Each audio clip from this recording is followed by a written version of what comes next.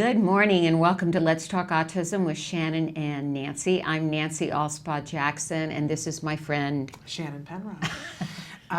Glad to be your friend. I'm glad to be your friend. That's a really exciting You're thing one to of do. my rocks. And you're one of mine. I have rocks in the world that I depend on, and you're one of the biggest rocks there is. Sounds like I'm a big, heavy, plodding No, thing that has it to be means carried on your you back. never crack, and I can that's always not go to you to shoulder burdens that I'm carrying. That you can always do. And I hope you feel the same way about me. I absolutely do. We'll talk to each other. We'll call. There's always like a time of day where we'll call. Yesterday it was like, "How are you?" And I said, "Oh, peachy." And she said, "Okay, what's going on?" Right? Yeah, and I knew you had an IEP coming up, and I said, "Isn't that response supposed to be after the IEP?" Yeah, well. Oh, just peachy. Well, Just you know things ducky. aren't peachy. Just ducky, peachy fuzz. Isn't it all wonderful? Yeah. Yay! Because sometimes it's not. But anyway, but it's good to laugh about it. It is. We do a Always lot of that around Keeping here. a sense of humor about stuff. Speaking Yes. of laughter, a woman who thinks she makes a lot of people laugh, I guess, that I have to say, I have never seen Katie Hopkins, who's out of England. And, Right. And she was on The Celebrity Apprentice in England, is my understanding. And she was a very divisive character and kind of shot to fame from that. And then became a columnist. And as somebody who is known for making incendiary comments, Yes. we have people like that here in the United States. Of course we do. I always say, this is a perfect example of attention-seeking behavior, Yeah, right? Donald Trump, let's face it. And how many other folks do we have attention-seeking behavior Yeah. where they'll say something and it gets in the news and They love that. There's a business of that. Yeah. And for some people, that's the way that they keep their business running. Yeah, as Hedda Hopper said, she was a Hollywood columnist, the only bad publicity is your own obituary. There we go. So some people subscribe to that. Yes, and apparently Katie Hopkins does. And, we covered a couple of weeks ago that people thought that she had taken it too far. But then after this new tweet that she did, that apparently there's a reality show there with a child who's on the autism spectrum. And she tweeted, and the tweet said, "Honey can't complete the autism assessment as she is too busy being a complete." It starts with a T. It's not a word I'm going to say here on the air. And ends with a T. Yeah, with ends with a T. two letters in the T. But the S Blank mom assessment is complete. And then the hashtag was born naughty. And I think that the hashtag upset more people than all the other stuff. Right. Because it sounded like, that it appeared that, it's not really an autism issue. She was born naughty. Well, but the name of the documentary is Born Naughty. Oh, okay. That I didn't get. Yes. That I didn't get. It's a Channel 4 documentary, Born Naughty. And the child was, and I don't know that maybe they were trying to figure out if the child was autistic. Yeah. But she was a 9-year-old girl. And so she did say, she basically defamed the mother. Yeah. Said she was a S ending with a T, mum. And she said to me a very derogatory term about the little girl. She's too busy being a complete TW with a letter in between there and ends with a T. So you're attacking these two people. And let's face it, when you're in the midst of whatever, this apparently they were doing assessments, you're going through holy hell. Absolutely, and I'm glad you caught me on the born naughty thing, because what I was reading in the comments from the people here in the United States, they were objecting to that. Oh, well, it is the name of the docuseries. So we all need to take a step back on that. But in the interim, in all the firestorm that's happening in UK, Katie has come back out and said that she has a child who's on the autism spectrum. And then everybody immediately stepped back and said, "Okay, well, we would like to welcome her to a community and perhaps give her some information about how everybody else feels." But it's very interesting to me that, having said that, everybody took 3 steps back and cut her a bunch of slack, I feel like. Did you feel like that from reading the articles? Yeah, and I don't know that she should have been cut slack. I think she should have been more sensitive. If you're an autism mom and you say inappropriate things about another child with autism, that's still not okay. To me, that's worse, because you should have some sort of empathy. Right. Yeah. And then the other thing that she went on to say, I found some of these comments unsensitive. One of my daughters is diagnosed as being on the spectrum. It's an awesome thing to live with a child who can memorize a times table in 2 minutes. They don't get things emotionally. Like when I fell off my bike and I was lying on the floor, she was asking what was for tea. But they do connect brilliantly with facts and details. Not all of them, Katie. I consider it a kind of a gift because you can see the world differently. And yes, there are gifts with autism, we all know. But I found those remarks to be a little flippant and a little on the surface. Well, I don't know. I don't know what her circumstances are with her kid, but bad behavior is bad behavior out of adults. And when that is turned towards kids, whether they're on the spectrum or not, it's not appropriate. And having this pass that because she also has a kid on the spectrum, that doesn't give you and I carte blanche to go and say things about her kids. That would be wildly inappropriate. Yeah. So, Hands down, Katie. Yes. Okay. Yes. Thumbs down. So Science Daily just reported this week that autism and ADHD run high in children of chemically intolerant mothers. Now, what is really interesting to me is that this was based on a test that they gave a lot of mothers that is something that we had talked about on the show 2 years ago, in fact, because one of the investigators, Dr. Miller, was somebody that we went and saw at an ARI conference, and she had us doing the Queasy. We did this test with mothers and said on the show and said, do you find this, this, and this?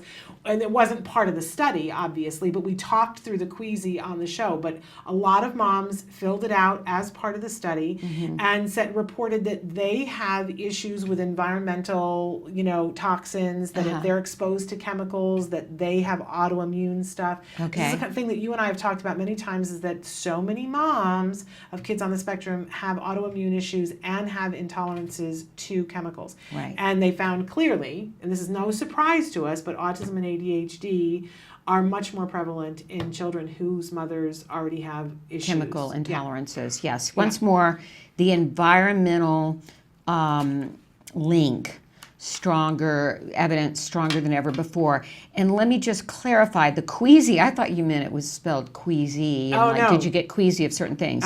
It's QEESI, and that stands for the Quick Environmental Exposure and Sensitivity Inventory. So that's a 50-question survey used by physicians worldwide to diagnose chemical intolerance. Now, where do you get that test? It was online. There's probably a link to it on the piece that we did, which I think is titled "Are You Tilted?" Because that, when you are somebody who has those intolerances, it's referred to as being tilted, which also stands for something else, but that I can't remember off the top of my head. And we went through the questions on the show. So look on our YouTube page if you're interested in that. Search "tilted" and it should be able to come up. We'll try to find it. Okay. I'm certainly one of those moms, chemically intolerant, and fully tilted. as I've said many times, Wyatt was adopted at birth, and I'd be curious to see if his birth mother had any of these issues. So I don't know if I can find that out, but it might be something I explore. Okay, now this one went over my head. It's over all of our heads, Okay. but we want to at least let people know about it. It's the idea of looking at altered neural computation in autism. They're really looking deep into the brain and looking at the way your brain organizes things and talks. My understanding of it, but if you're a science person, definitely check it out. This is something that was reported in the Medical Express. It's Baylor College of Medicine, and they're speculating that autism, we're looking for what is the difference always, right? And they're saying that autism may arise from global differences in neural computation. Okay. Their study has recently So the way the brain connects from cognitive, motor, and perceptual levels, is that what it is? I think that and the way we organize information. Okay. And we were just talking a little bit about that with Dr. Granpichet, the way in which your brain takes information, pulls it up, does things that it appears to be, that on a very basic level appears to be quite different. Because, we're always looking at what is the difference. And they're seeing a difference in the neural computation. And that study is in Proceedings of the Natural Academy of Science. So check it out. A lot of scientific terms. Oh, it's so... Maybe you will understand them better than us. Yes. Now, this one was another one that was interesting to me because, well, let's talk about it first, and then I just want to point out there seems to be some hypocrisy, I think, in our world because so many so-called experts have sort of poo-pooed the lack of nutritional issues in our children and certain diets and supplementation. And now experts are calling for greater attention to autism-related nutrition problems, and this is out of Autism Speaks. Yep. It said that a review of published research emphasizes the need to address significant nutritional issues among people with autism across their lifespan. And they said that the VP for medical research, Paul Wang, was not involved in this study, but the authors are absolutely right that we need to focus on the nutritional needs of adults, both the adequacy of current diets and the possible consequences of nutritional deficiencies that may have been experienced in childhood. And it goes on to say that specific vitamin deficiency of note, the report cites a number of studies that have found low levels of folate, vitamin B6, and vitamin B12. Yet, I have to say, in my experience, there has been a lot of, oh, these supplements don't make a difference and diet doesn't make a difference in sort of a more mainstream medical, and now it seems like they're coming around to that. Well, we know for a long time there have been people who've come on our show and said the studies are there. They're just little, but there's tons of them that show that nutrition and what you eat has an effect. And it's common sense. We know that there is a brain-gut connection. Sure. Otherwise, you could drink a thing of beer and your brain would say the same, right? So there is absolutely a brain-gut connection. It's just common sense. And more studies have amassed, right? And some things have changed over at Autism Speaks. And we've had Dr. Wang on the show. He's the one who he came on the show to talk about the fact that for the first time Autism Speaks was putting out asking for people to write in. They were giving away potentially $2 million in grants to study gut issues for the first time. And so I'm excited about Dr. Wang being there at Autism Speaks. I'm excited that he's paying attention to these things because let's face it, they have the biggest megaphone. And if Autism Speaks starts saying, look at these studies all together, we're going to have a better chance of having our individual doctors paying attention to the fact that this is not something that autism moms cooked up on a Tuesday when we had nothing else to do. Right. Thank you so much. I mean, all of us know that I would say the predominance of our children when they were younger had very picky eating. We know they're attracted to wheat and dairy. We know that they are very selective. We know they have sensory issues. So it's obvious that if they're not getting protein, they're not getting vegetables, they're not getting fruit, vegetables, and all the things that provide the more massive amounts of nutrients, there's going to be some deficiencies there. And when we start rounding out their diet better, which is can require Herculean efforts. Absolutely. That we do see some improvement in behaviors. Yes, but I will say my one little asterisk to all of this is that very soon we're going to be doing a big show just devoted to MTHFR, which is a genetic thing that apparently is more prevalent than I thought in our autism community. It is a genetic difference that makes it impossible or difficult, and there are several different kinds of it I'm finding out, to process folinic acid the way other people who don't have the MTHFR gene issue, and that if you are even eating grains that are that have their fortified grains, like a fortified cereal, that it can prevent you from getting better. It's actually that they're seeing that a lot of these women that are tilted, that we just talked about, that their children are more likely to have autism, that they didn't have these symptoms until they started taking their prenatal vitamins, which had the folinic acid in it, the folate that we want wanted to make sure that our kids didn't have spina bifida, but that it builds up in your system because your body can't process it and it becomes toxic. So I'm going to make a big push for us all to get tested and to get our kids tested. And who does the MTHR? Well, the only place that I'm aware of right now is Great Plains Laboratory does an MTHFR, but there needs to be more places doing the testing. So because it's really important that we know who needs to be aware of this, because a simple change in diet and some different supplements can make the world of how you feel, apparently. So we're going to be doing some shows on that. But until then, just become aware of what you are eating and if it's fortified before you get the testing. Yeah. Now, I know you've done shows on how to help kids that are picky eaters, correct? Yes. I mean, I'd like to do that again here on Let's Talk Autism. Because I'm trying to, it was a major victory getting Wyatt off chicken nuggets, cheese, and pasta.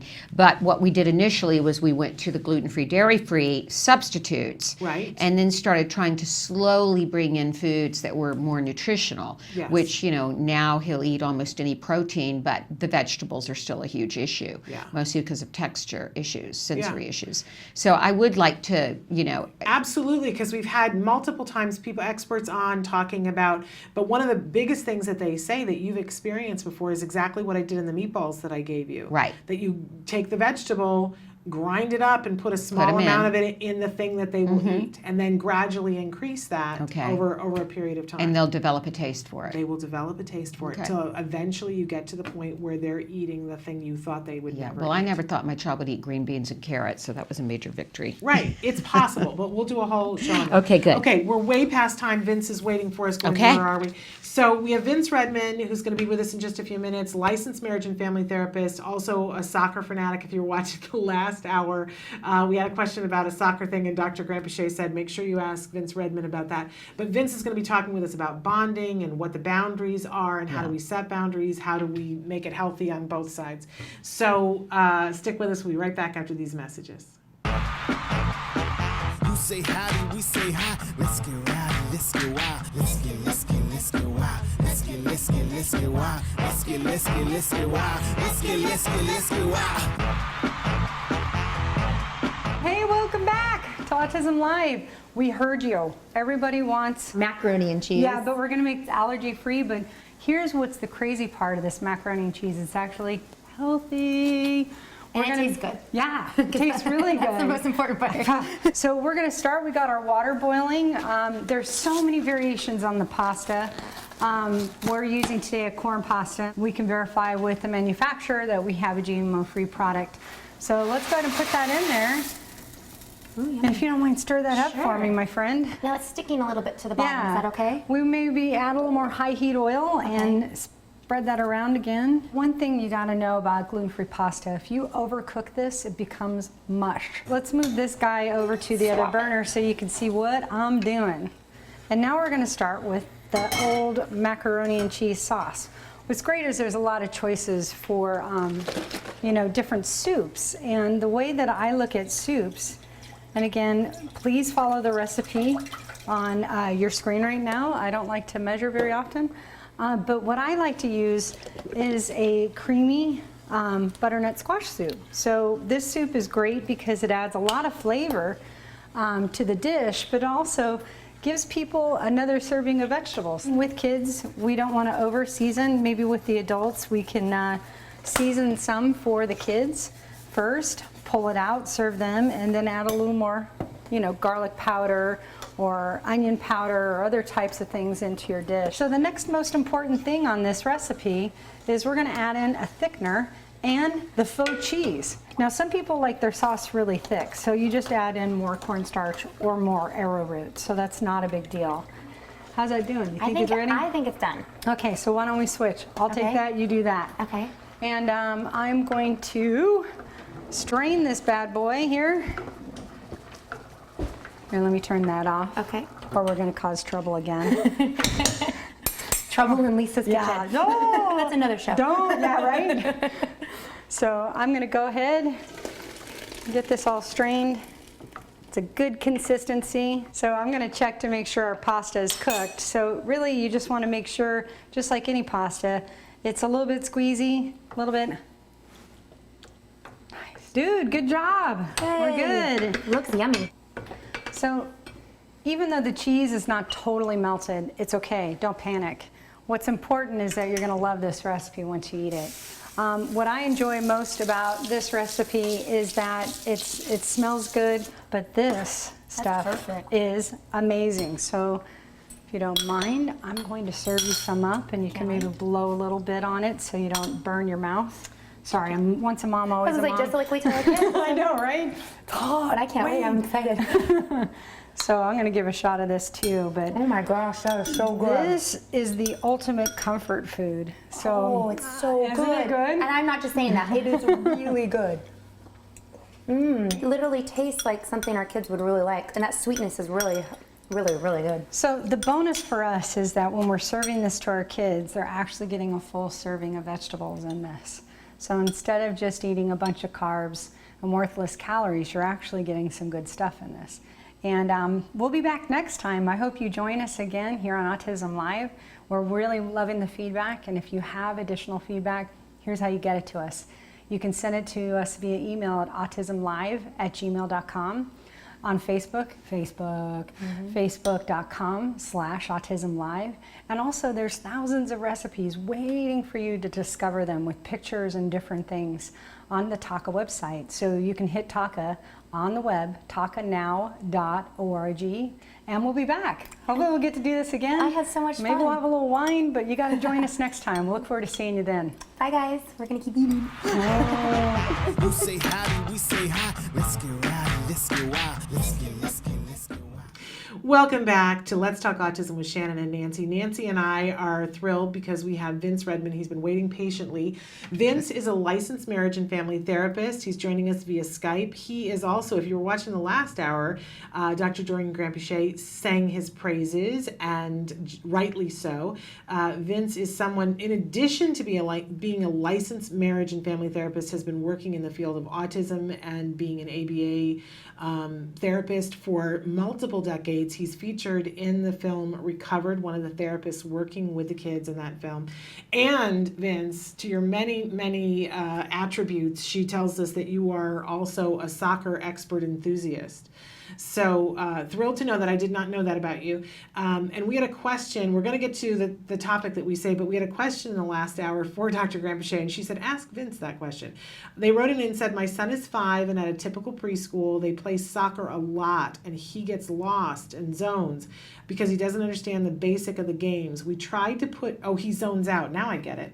I thought it was a soccer term, zones. Okay, I'm with the program now. We tried to put him in soccer shots, but it was too hard to keep up for him. It was outside, and he got distracted and frustrated and started crying. I was in the other building, so I saw all of this unfold. How can I help him with this? And thank you. So be a wise one, Vince. Let us know what can we do to help our kids. Switch the hat, put coaching hat on. Yes. Right. And I think that's, especially at that age group, it's very difficult just to get typical developing kids to pay attention more than 3 seconds, right, and to focus on the balls. And so you exacerbate that with, a child that's on the spectrum and having, difficulties being able to, process and filter out all of the distractions and distractors that are going on in their environment. It could be very overwhelming. And you want to take the approach the same way we approach therapy, right? You want to start one-to-one. Let's start with the least amount of distractions, not a lot of kids running around, not a lot of noise, not a lot of, other things that might be getting in the way, and teach them just the basics of what they're supposed to be doing. Right now, it's kick the ball straight, aim it towards a goal, dribbling, and and then sometimes shooting it into a little net. No, it's nothing more than that. You're not getting into strategies or specific rules or anything like that. The kids at this age, especially when they're just starting off, you want to build their confidence. You want to build, the idea of fun before you get into some of the rules, regulations, and things like that. So my suggestion would be first is just to start working on dribbling, looking at the ball, kicking the ball, dribbling the ball straight, dribbling the ball at a target.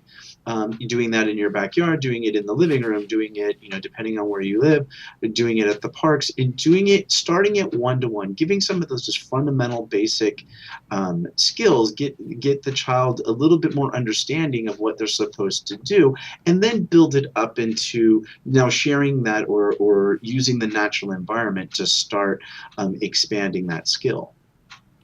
And Vince, I so appreciate that. We also had a mom here, that's one of our favorite moms, write in and mention that here in California that there are lots of parks that in addition to having a soccer league, they have soccer clinics and they have opportunities for kids to go and just practice a skill. I don't know if we have that in all the parks across the country, but it sounds like that might be a good thing based on what you said There's as well. also special needs soccer. Right. Yeah. AYSO Wyatt is a plays very, special needs very baseball. good soccer organization that has the buddies and the VIP programs for our kids and kids that are on the spectrum that specifically set up games and schedules and practices for kids with disabilities. And oftentimes for our kids, they take that breakdown method and they work with them 1-to-1 as they lead them into games and different situations. And AYSO is national, so that's across the nation.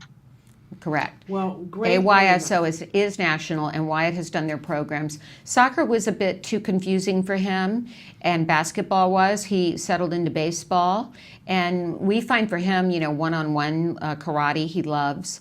But I do think that it sounds like she might want inclusion, but at the same time, maybe she could transition him from a AYSO, then get him to learn the basics, and then transition. Yeah. Well, and even if you think, we always talk about how our kids need more. So let's say that you want him because he's in preschool and he's there and he's doing it with the preschool kids. They're getting a certain amount. Now you're going to double that to give your child, and you can put them in the AYSO so that they're getting all that more opportunity. So when they are playing with the kids at the preschool, they've had that much more opportunity to learn it. Correct. Right. All right, moving on. We wanted to talk with you this week about bonding and attachment and apron strings on both sides of the equation. Because I think in my case, it's more me than my child.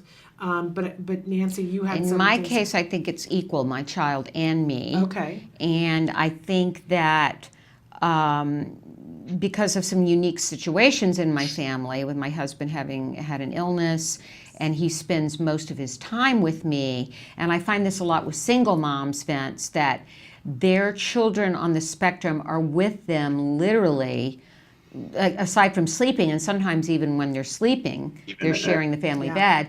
The child is with them by nature of the disorder. They're with them so much that, you have to be with them. And very few parents, very few moms trust other people to be with their children because want to make sure that their behavior interventions are going well, that if they're on a special diet, that that all those things are being adhered to. So I was going to ask you, first of all, do you find that it's very common with kids with autism and the fact that they don't socialize often with their peers, that they are oftentimes spending the bulk of times with parents? Yeah, and I think one of the things that happens with a lot of our kids is they spend more, they're used to spending more time with adults than they are with children. Yes. Right? Either it be therapists, it be family members, it be parents. Their time outside of maybe siblings is spent with adults. And so they manage better with adults. Adults are a lot more nurturing, understanding, but yet adults also prompt a lot. Right, and we direct a lot, and we guide the kids to what they need to be doing. Now, when they're younger, that's what we're supposed to do. We're training them, we're teaching them, we're educating them, and we're moving them. But at some point, we have to make a decision versus independence versus dependency. When do we start making the child do things on their own? Start making decisions on their own. Start failing. Really start making decisions that don't work rather than protecting and always being the one that they depend on. And that's a tough situation because there's so much variable and variance that goes into that age of the child, level of severity, level of abilities, family members, family dynamics. There's so many different things that go into that. But there needs to be a collaboration. There definitely needs to be discussions with the supervisor and the family to discuss when is it time to pull back and how do we systematically do that so that the child is learning independence, learning skills, and learning how to be on their own, but not in a way that's too overwhelming, too frightening, and too dramatically different. Right. And then it helps the families as well, because then you guys have kind of a blueprint on how systematically you can start fading back and feel confident with that, rather than feeling lost on when and how. Well, do you have any tips for how parents can start giving their children more independence and a little bit more, maybe some areas that kids can do on their own? Let's say as they're getting, they're past certainly past the toddler years and the early elementary years, but they're starting to get up in the the tweens and the early teens. Are there things that a parent can start doing with their child and have them do them independently? Absolutely. I mean, the first thing that comes to mind is adaptive and leisure skills, right? Having them making sure they're caring for themselves, either it be choosing their own clothes, making sure they're following their own morning routines, making their own snacks, making their own, depending on age again, starting to make their own meals, starting to prepare their own foods, being able to choose and appropriately interact with different types of leisure activities that again would be valuable and appropriate. These types of things can start at a preteen age as they're approaching their teenage years. Typically, if we're looking at increasing their individualization, increasing their abilities to be more independent, we oftentimes start with just our adaptive living skills, right? Being able to get dressed, being able to go potty by themselves, being able to wash their hands by themselves, right? We start this at a very young age, and we anticipate that they're going to continue doing that on their own.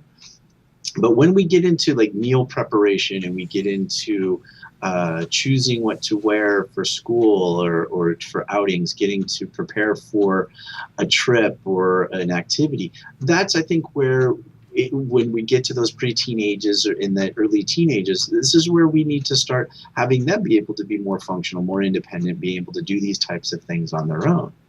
But what about things like you see typical kids doing? Like in my neighborhood, I see kids that I think, wow, they're so young to be riding their bike by themselves. Mm-hmm. And they're so young to be walking down the street alone. And, they look like they're 8, 9 years old.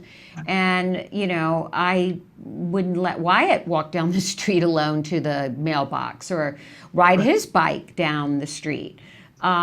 It's so hard to know when you're maybe being overly protective. Mm-hmm. Well, and it's you have to look at the specific situation, environments, communities and stuff like that, and start giving some of that, being able to walk to the mailbox by themselves, being able to walk down to the neighbor's house by themselves, being able to ride their bike to the park that might be just around the corner, those types of things that are within reason, but also within. Shannon and I are looking at each other. I was so with you, Vince. I was like, yes, walking to the mailbox, we do that, and we doing or this. Just he. No. Oh, your mailbox. We allow, but it's it's one house down. Okay. And we get out of the car, and I walk to the house, and he walks to the mailbox. Okay. And he does that on his own, and that's a big deal in the last year that we do that. Right. So you were like walking me into the pool, Vince, and I was like, yep. And then you said, or ride your bike to the park around the corner, and I made a face that Nancy was like, oh, you lost Shannon. Yeah. Well, I was like, on what planet am I going to do that? But that's the thing, is looking at your environments and kind of setting up geographic locations that the child knows the directions for. It's not too far. It's back and forth. It's something that they've routinely done before. That would be, a safe way to start letting them have a little bit, have a little bit more wings and be able to fly a little bit further from home. Now, again, that's using logic and reason. We're not going to send them to a park a mile away or have them go to a pool that, is a community pool with, nobody that they're going to know or something like that. But I think looking at everyone's environments, there's always different geographic points that we can expand to, like, again, down the street, around the corner, a different block, those types of things. Now, mode of transportation, I leave that up to you guys. Well, yeah, that's but what were you going to say, Shannon? I just, and I appreciate all of this, Vince, because I think it's exactly, what the thing is those baby steps for both of us. Right. That's the way we get to success. And I'm always looking at, whenever we have guests on, in fact, Monica Holloway has been a huge inspiration to me, that I watch the baby steps that she took with her son until Will's now drives. Now, the idea of my child driving away in the car, but I remember Monica going through, and she's like, well, we're not there today. Today we're teaching him, how to turn on the left blinker, and I'll cross that bridge when I come to it. Right. But she, walked herself across the bridge, so Will's drives now. And I think that that's exactly it, Vince, that even as you were saying, you go to the mailbox, that's the page I'm on right now. And maybe in 2 years from now, like 2 years ago, if you had said to me, let him walk to the mailbox, you probably would have had to sedate me. But maybe in 2 years from now, I'll be going, yeah, Vince, he rides the bike to the park. It's no big deal. Can't imagine that, but I couldn't imagine him going to the mailbox. Right. So baby steps. The other thing that I think is often... Also start thinking of the next step, right? What is the next? Don't wait for the next step. Think about what is the next step. What is going to be the next, location or geographic marker that he can go to? Is it to the corner? Is it to a neighbor's house that's a little bit further away? Right. Those types of things. And my immediate reaction is, don't push me. Right. The other thing, though, that tends, for me anyway, that tends to be a problem is letting him go to somebody else's house for a play date without me. Because I've been so used to being, I guess, the helicopter parent in those situations. Wyatt's on a special diet. He can't really have sugar. He's on a GFCF diet. I'm afraid that he's going to get into the pantry, or they're going to serve him something, and he's going to eat it, and he's going to come home a mess. Is that a fear? Well, your child is trained not to eat any of that. No, but we were able to start so early with Jem. He asks questions, but I never worry. There was one time that we were on a play date at a park, and the kids walked a little ways away from us. It was an enclosed park, and I saw something happening with pockets. And I thought, what on earth is going on? And ran up to them, and one of the kids had offered my child a piece of candy, which I had not expected, right? And he said, no, I told him I don't eat that. Okay. Because he doesn't have sugar. So, and he was just beginning to be verbal at that point. So that was exciting to me. He's really good on that boundary. But, he has that boundary. But he might turn 16 and decide that he's going to go eat a pound of chocolate. We don't know, right? I expect at some point he'll rebel.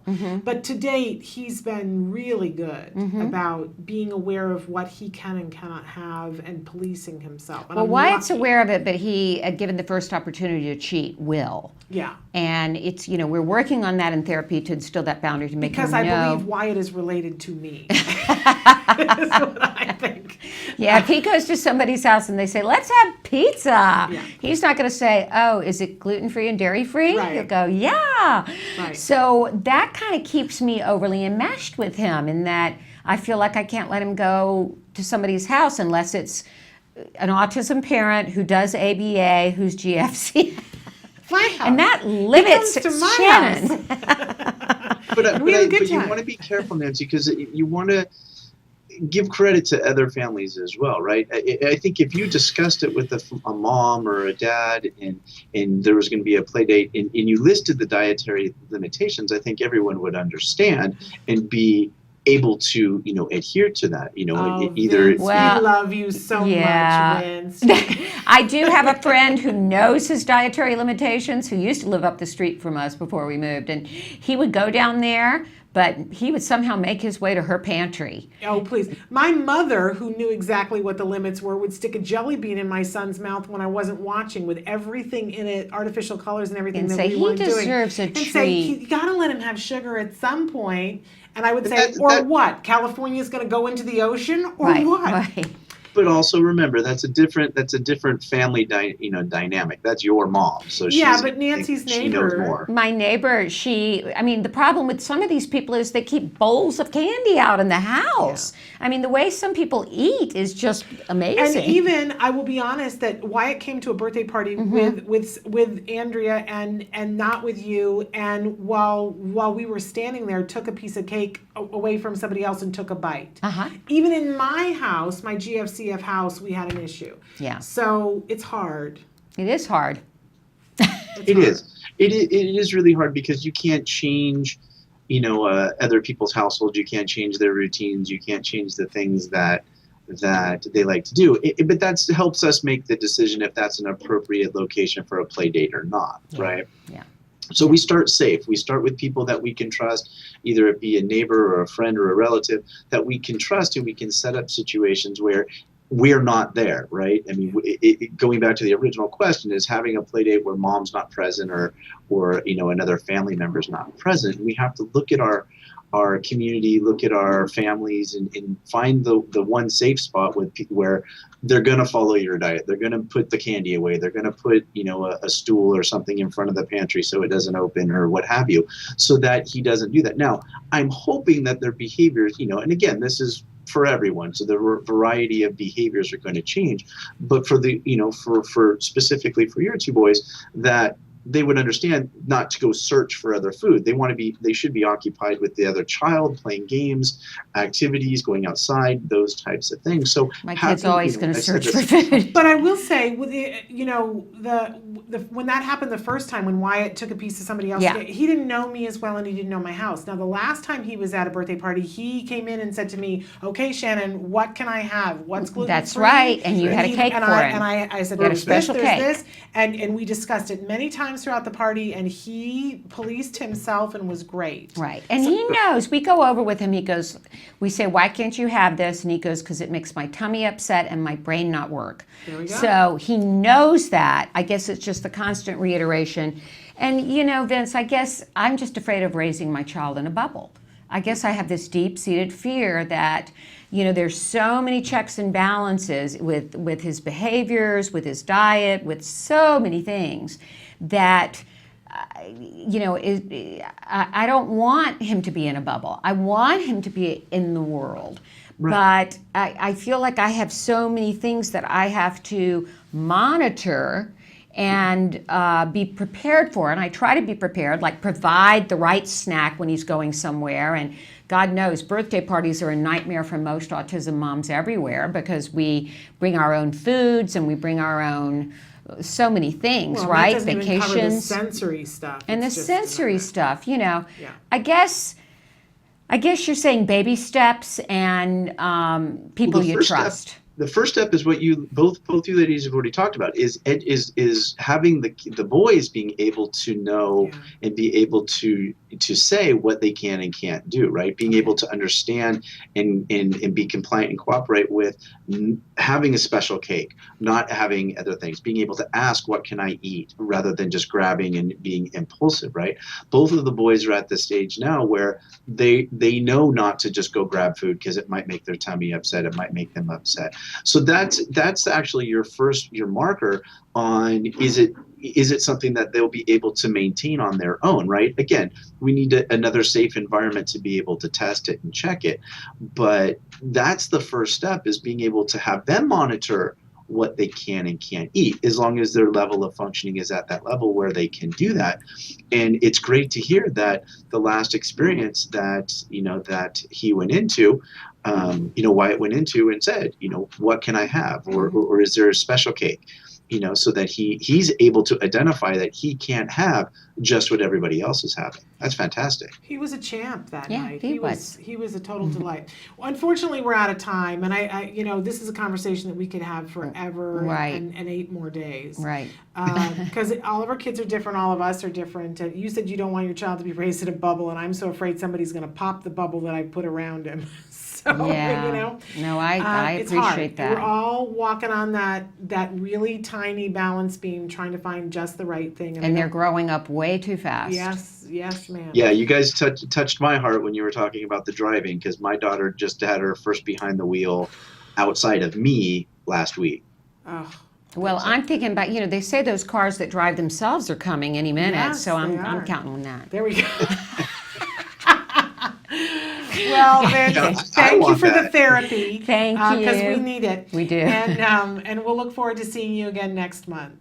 All right, guys. Take care, ladies. Take Bye-bye. care, Vince. Bye.